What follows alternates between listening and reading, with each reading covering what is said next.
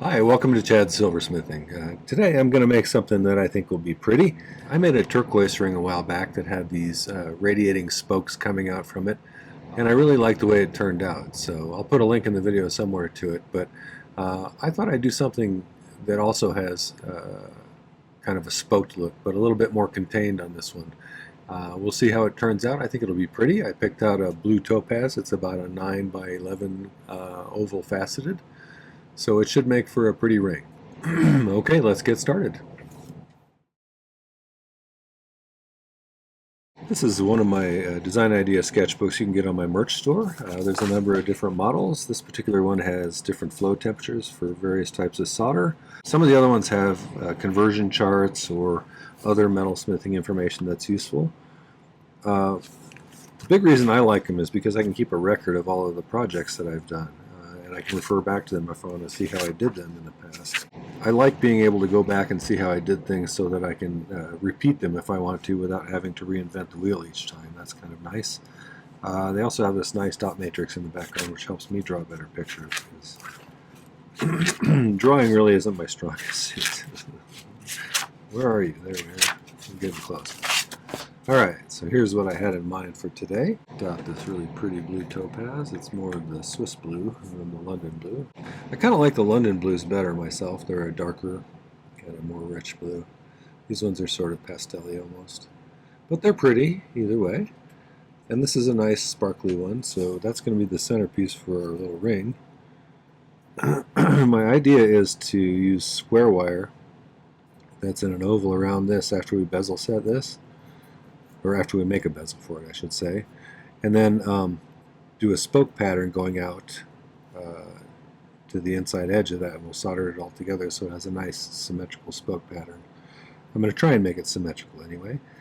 I also might stamp the end of each of these with a little star stamp that I have because that gives it kind of a, it almost looks like a faceted stone at the end there. I kind of use it as a replacement for that sort of feature because it catches the light a little bit and it looks really nice. We'll just do a simple band. I'm either going to use a 6 or 8 gauge half round probably because I don't really want the focus of the band to be that. I think let's start by making a bezel for this thing. I'm going to use 1/4 inch bezel, which is I think 6.25 millimeters tall. This is a super deep stone, and I think I might need almost every millimeter of that to get this one set where it doesn't poke out the back. We probably have a little bit of leeway because it's going to be sitting up above the band a little bit, but either way I would like to not have it touching the finger if possible. As always, what I was looking for was pretty close to right in front of me. This is much taller than the bezel I normally would use for most things, but I keep some around for really deep stones. We're going to create a step on the inside out of 18 gauge round wire, a couple of layers deep, and that's 1 millimeter round wire.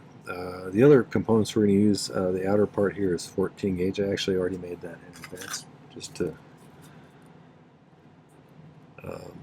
cut out some time in the video. So I got that made.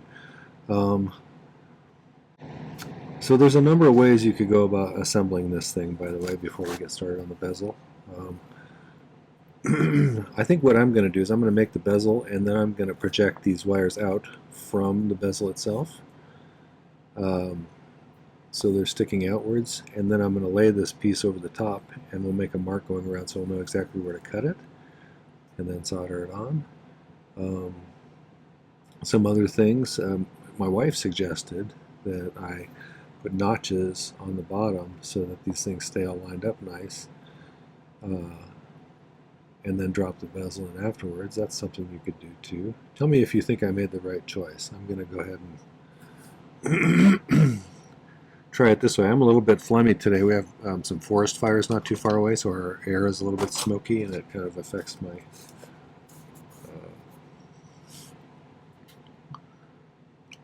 my ability to speak without phlegminess. Okay. So let's file this end flat first.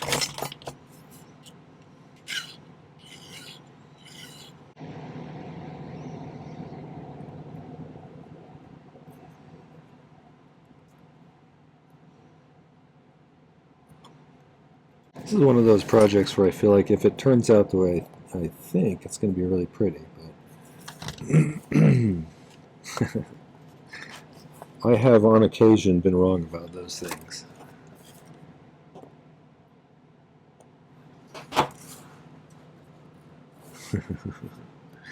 Let's see. Okay, I'm going to make a little scratch just beyond where they meet. It gives me a little bit of room for filing purposes. Make sure I get things straight. I need to organize my big messy pile of tools next to me here. That's the story of my life, sort of. I want to make sure these ends are nice and flat.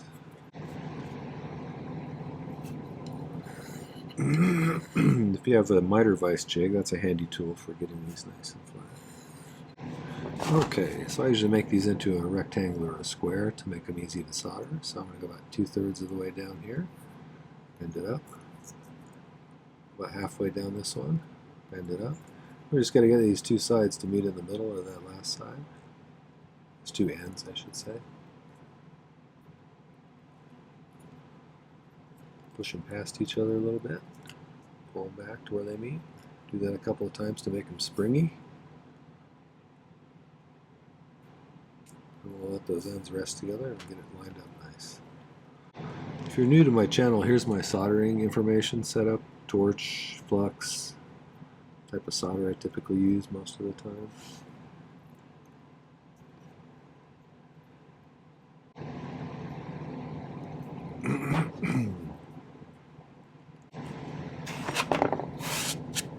It's always good to have a few spare pieces of solder nearby.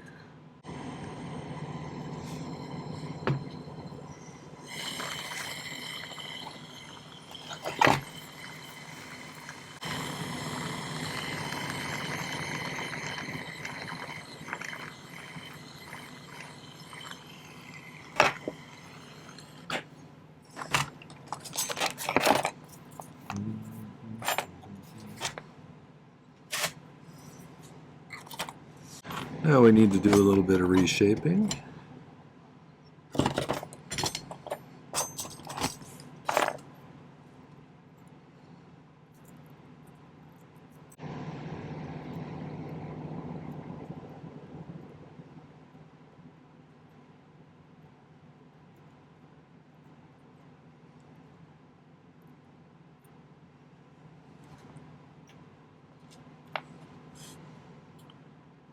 I think we got pretty close on the size. That's good. Try to get them close to the shape too. So let me find a little bit of 18 gauge round wire. This is some 18. Just happen to have some sitting there. Let's file the end flat.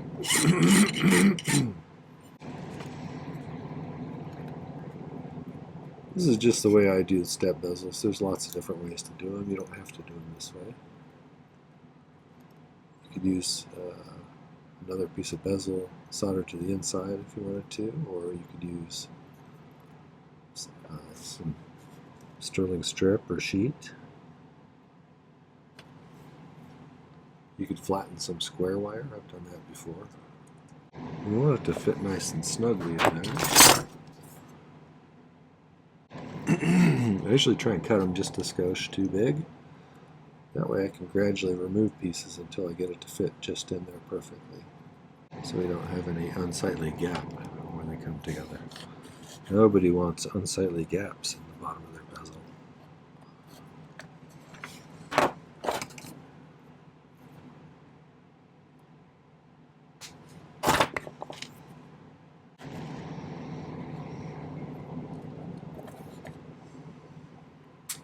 Still just a little bit too tight. It's trying to tilt a little bit, and that's usually indicative that you need to just shave a little tiny bit more off, because you definitely don't want it sitting crookedly in there when you go to set your stone later on. What a nice flat surface for your stone to rest on. That's pretty good, I think.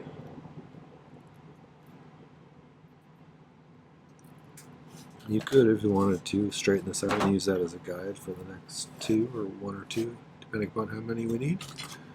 I'm just going to fake it.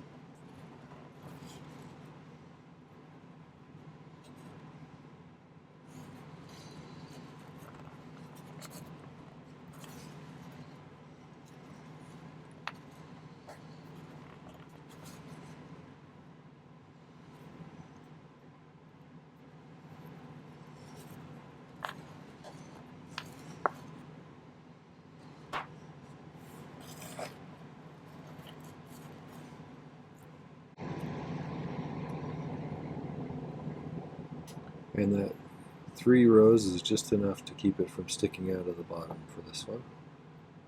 So that's good. Then we can just file the bezel down to the just above the girdle of the stone.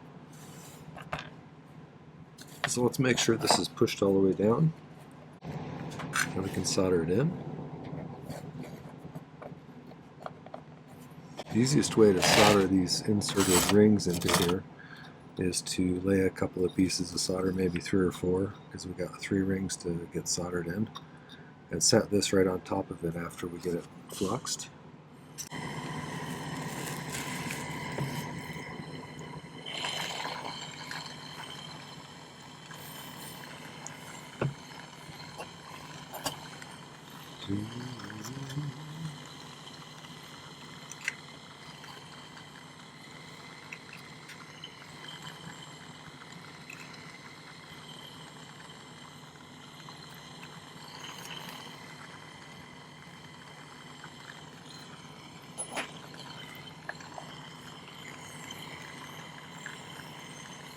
I was thinking about doing some videos where maybe a 2-part video where one I propose a particular design for something and show you what I want to do, and I give you 2 or 3 different ways that I could approach it, and have you guys kind of in the comments vote for which way I should try, and then I'll go ahead and do it. We'll see what the results are. I think that might be kind of fun. That way you could participate a little bit in it too. I do give my patrons over on Patreon a poll to decide various things about Patreon-only projects sometimes. Like I'll pick 3 stones out, say, pick a stone, and then I'll make a project around that stone, whichever one wins. Or I'll say something like, provide them with 3 different kitchen utensils, and say, which one of these should I make a piece inspired by, or something like that. Or here's 3 different art periods. Which one should I make a piece that looks kind of like that art period? So that's kind of good. It pushes me to do things I might not normally do. So I like it. It's one of those fun features on Patreon that we do. Okay, we got a nice bottom now. Here's my thinking. I'm going to be using, this is going to be the border for this thing, so we're going to try and get it pretty centered. But I'm going to start by soldering one straight across, I think, like that. Just on the bezel, on the bottom of the bezel to start with, though. So let's see how that goes. So my feeling is we'll make all of the spokes sticking out, and then I'll put this on top of it like that, and then we can make a mark and get it to fit in there pretty perfectly. And then we can worry about the band. And we'll worry about getting the band back together. There you go. There's a movie reference you can name for me. We're getting the band back together. Yeah, I just had a thought. What if we did an X to start with? That way we could set it right on top of those both and get it lined up perfectly that way. That might be a good idea. You're brilliant, Chad. Just kidding. You're not really brilliant. You could have also filed a notch in the center of each of these and just laid them across each other. That's another way we could do this. I'm probably going to do some pick soldering here, at least for some of these. If you want, we can just lay a piece across the center here. The neatness of the solder joint doesn't really matter too much here, mostly because this center part is going to get cut off eventually anyway.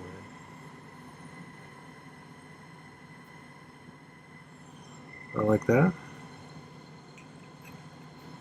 We'll just lay a piece right in the center there.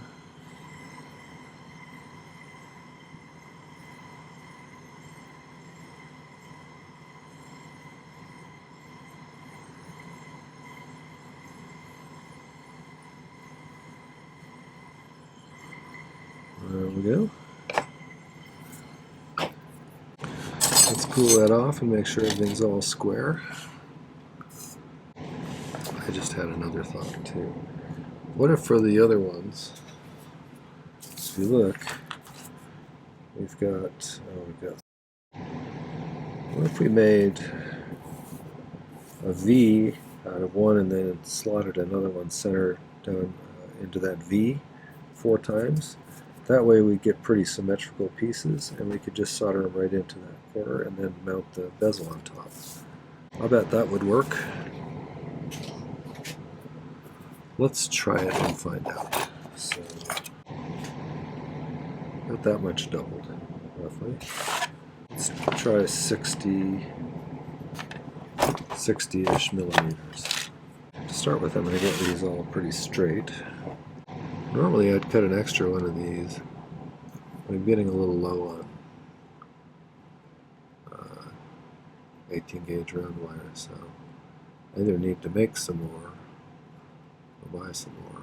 This project may be a little bit intermediate or advanced. So if you're a beginner, you might want to put this one on the back burner until you've got a few more projects under your belt. And I've made a few bezels for faceted stones and practice soldering a little bit. My most popular video is actually about some tips to solder better, so if you're interested in that one, I'll put a link up there for you.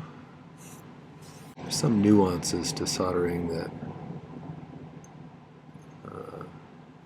kind of helps if you have someone there who knows how to do it, who can kind of tell you what you're doing wrong. But understanding where you need to distribute the heat to in the piece is the key factor in becoming good at soldering, in my opinion.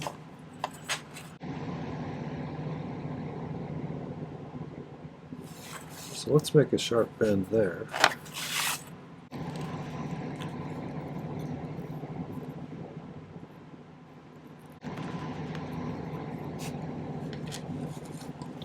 Here's my thinking. If we get them all the same with a third one in the middle, we can get these spaced pretty evenly. And I think that's kind of what I want to have.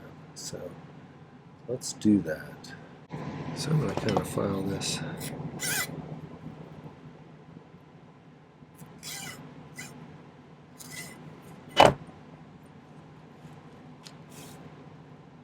So let's solder those two together. And then I think we'll have a template we can make the other 3 with. I'll try and keep that relatively centered there. We can use some little manual bending to make sure. I'm going to show you pick soldering, which is a useful skill to learn. It's probably the most important skill I learned throughout this whole thing, but there's a video about it. It's where you pick up a little bit of solder on the end of your soldering pick, and then you can place it really precisely in just the amount you want. It's really handy. So I can just pick up this. This is a titanium pick. I'll pick that up on the end of there. Heat this whole thing. And when it gets to the right temperature, you kind of get a feel for it after a while. You just touch that in there like that. I jumped the gun just a little bit on that one. And normally it just jumps right on there. So what we'll do is we'll make all 3 of these, the other 3, to be as symmetrical as we can. And then I think we'll solder this right on top of it, like that, after they're all attached. And we should be able to just saw out the inside of that. At least that's my thinking process. So let's see what we can do. I'm going to make the rest of these.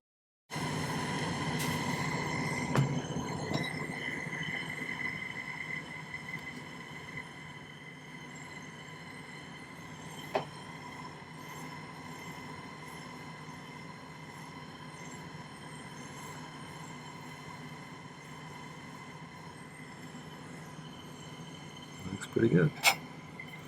I'm going to make 2 more. I'm not going to make you watch me make the same thing 2 more times, so I'll be right back. Okay, we got kind of a starbursty looking thing. I think we're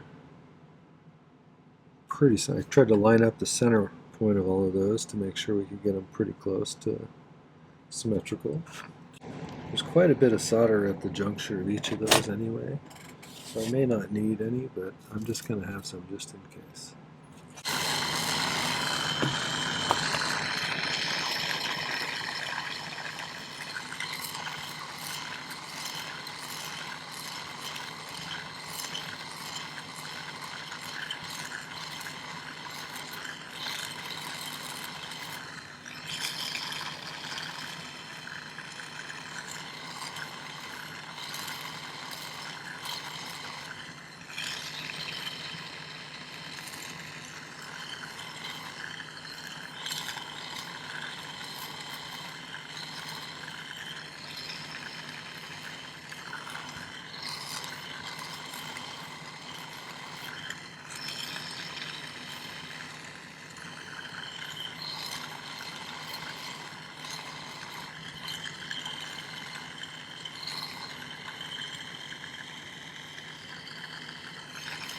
I think I picked up a piece of actual silver there.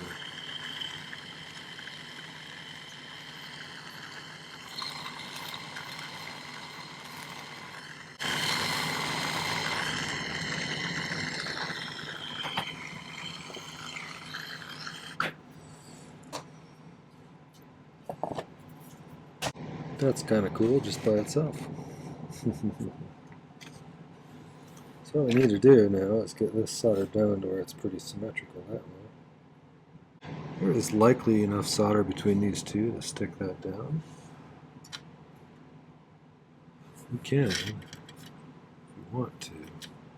We could sweat a little bit more in there, but let's see if we get a nice flow without it.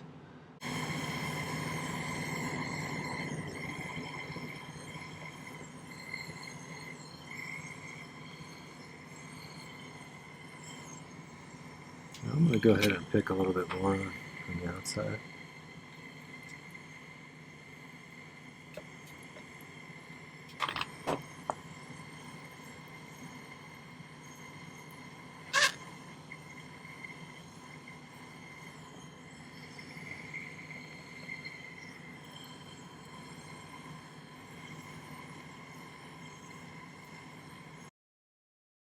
Alright, to try to get this as centered as I can, I put some marker on the inside, or on the outside part around the bezel on this little spray of wires, and then I've kind of tried to measure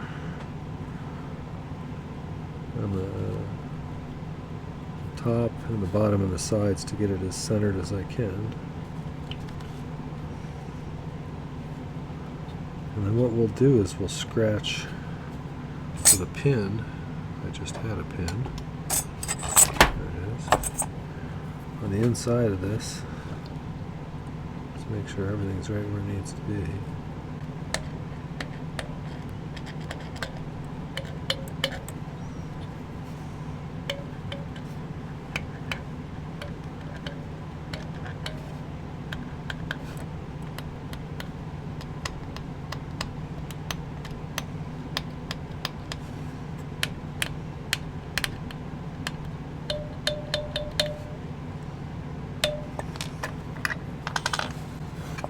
So theoretically, that should be pretty good. Guess we'll find out, right?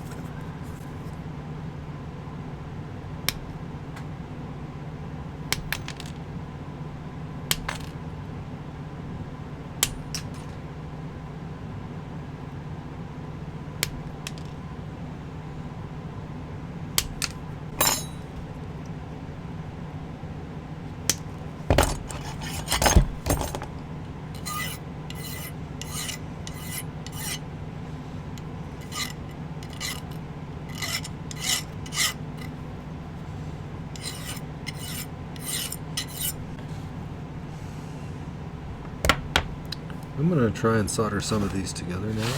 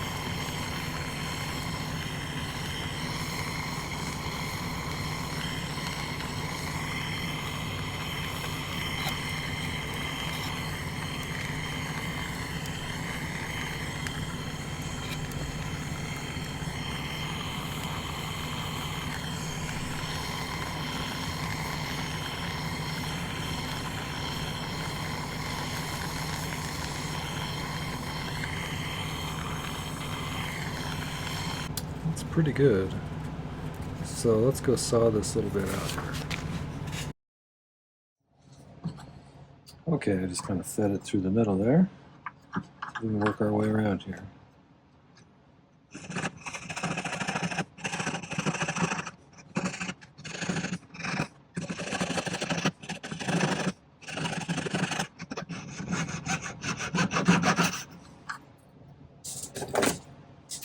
Now we should be able to check to make sure these are all soldered down adequately. We don't want any free-floating ones popping up on us. So we'll double check that in a minute. So now I'm going to start bending this downwards to the sides just a little bit.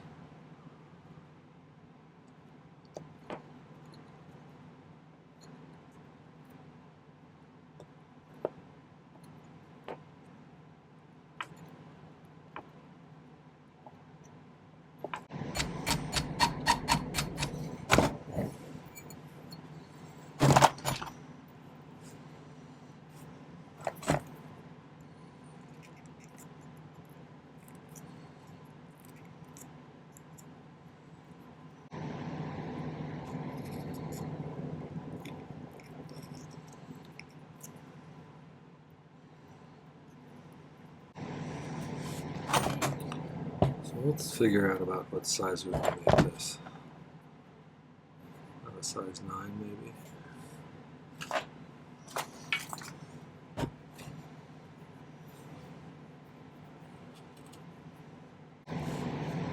So if we go to right here, and then subtract a little bit less than the, let's see.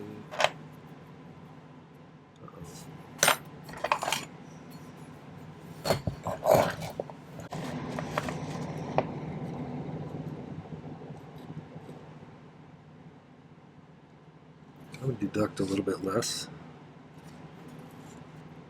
than the width of this thing, just in order to have enough to extend onto the inside a little bit. Let's see if I got any 6 gauge left.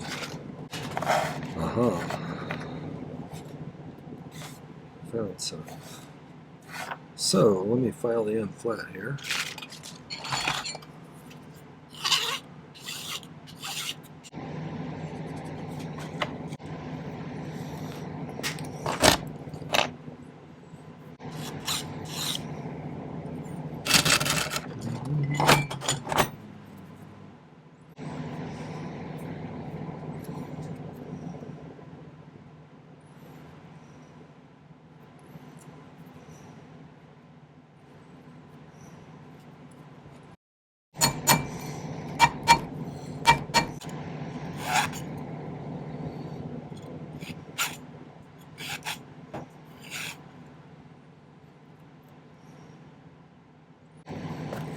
See if we can kind of duplicate that on this side here.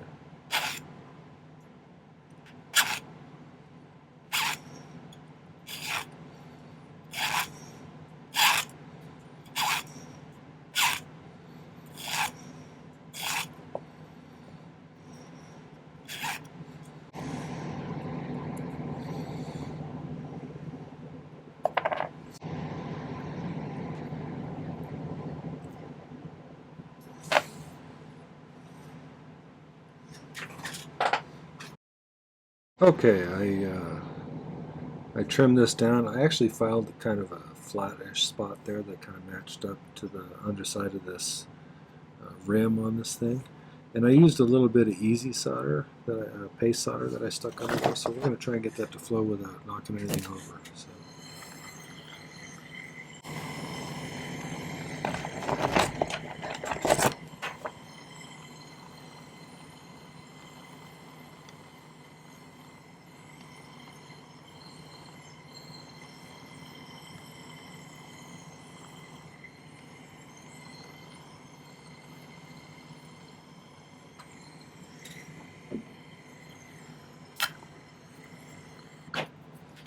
Let's see how our flow happens here. By George, I believe we've got a good connection. So is it straight? Yeah. Pretty straight, actually. Not too bad. All right. So I'm going to go ahead and get that in the pickle. And then when we get back, I'll have this filed down a little bit so we can set that stone. We'll set the stone. I think it turned out kind of nice. And so I do this a little differently than some. I use the flat side of my chain nose pliers as a bezel pusher. I have filed this down to an appropriate height where it's just a tiny bit above the girdle of the stone. So let's see if we can get this to kind of sit still.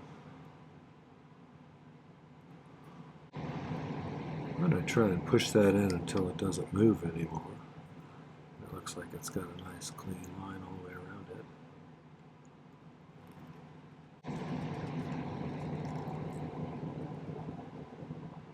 Alright. Last stage, I usually use the rounded, smooth outer part of this as a burnishing tool.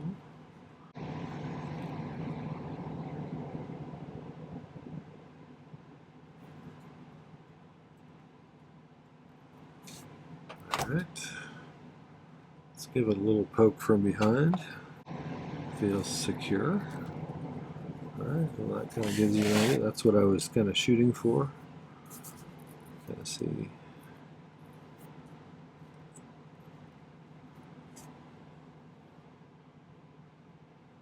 can see that pretty well.